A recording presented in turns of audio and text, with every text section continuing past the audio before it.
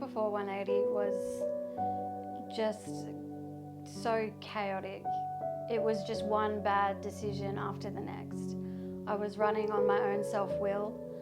I was, you know, the boss of everything. It was going to be my way or it wasn't going to happen. Yeah, it was sad. It was really, really sad. I thought I had everything in control, but I'd never been more lost. I had just been discharged from another long-term residential program, and I just used that as an excuse to hit a new rock bottom. And by the grace of God, I found myself being accepted to 180 to just get up and try again.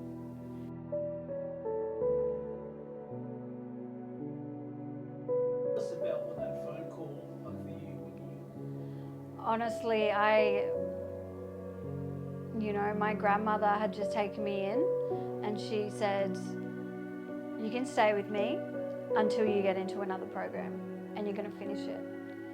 So I just applied for every rehab in New South Wales. Like, I was calling, leaving info, just please call me back, I really need a bed. And you know, this was on a Friday, so no one was calling me back over the weekend.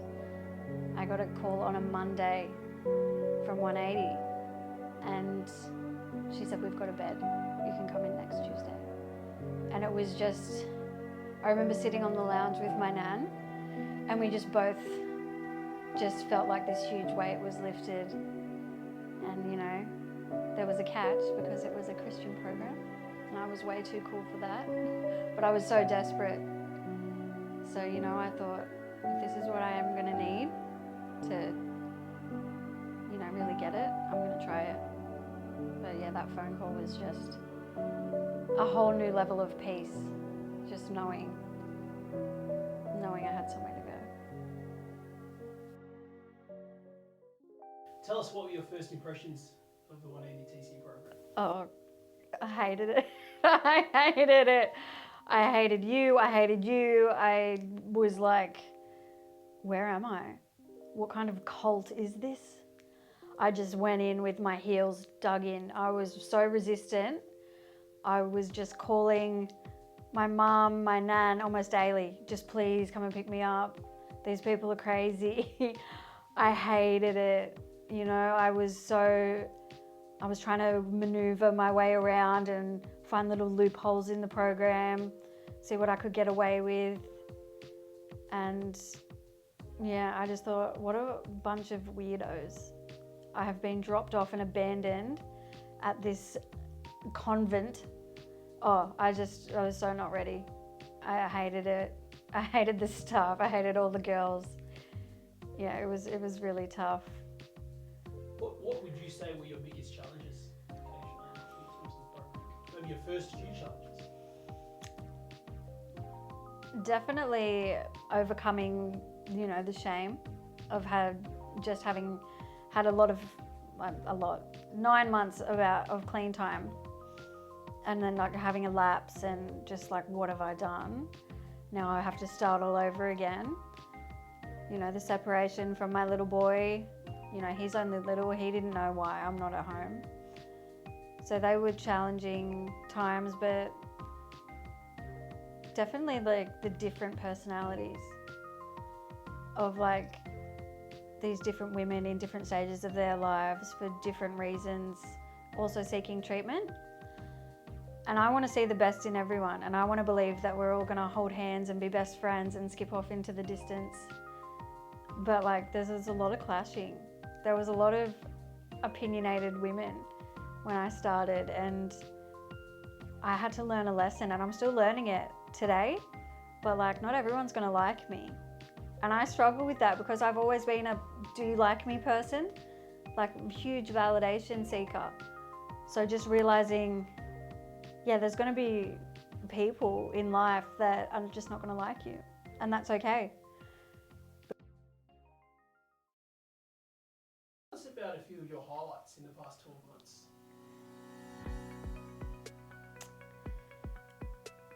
Yeah,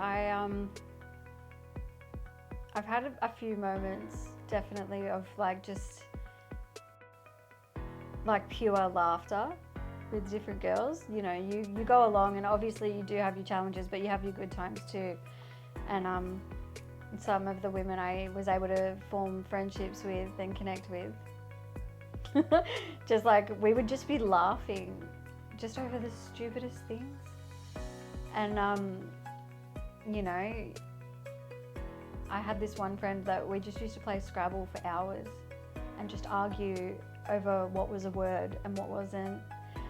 But it was just funny, it was just safe. And you know, when you're using and drinking, you think, how am I ever going to have fun without this?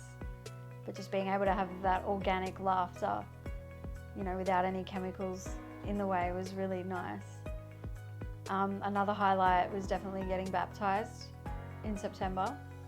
I'll never forget that. And just slowly opening up my heart to God and just surrendering. That was not an overnight thing for me.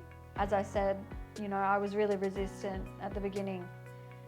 But when I decided to just surrender a little bit and just do what God had called me here to do, it got a lot easier. I had a lot more peace.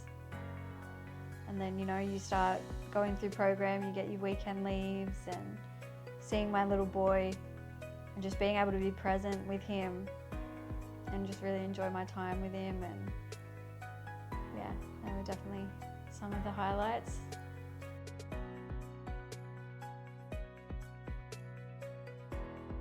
What does life after the 180TC program look like for you? Well, I will be doing the grad program.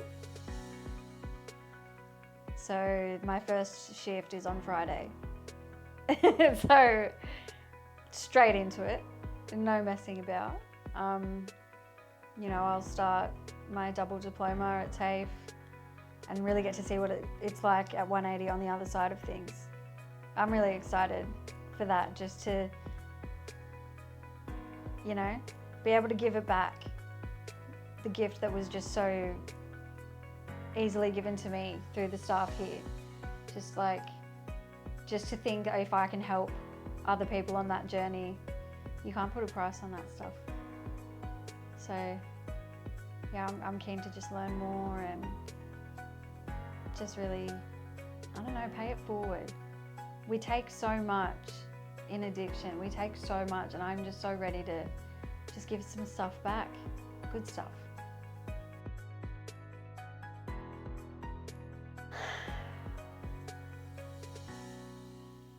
And just stay. Just stay. If you're having a bad day and you want to leave, just stay. Just stay and pray. You don't know everything. You know, your own best thinking got you here, right? You know, don't trust your own thinking. Don't run on your own self-will. Do not leave on a feeling. You know, if you can get through those hard days and those hard times, you know, it's all worth it. Just stay. Like, you know, I mean, as simple as that.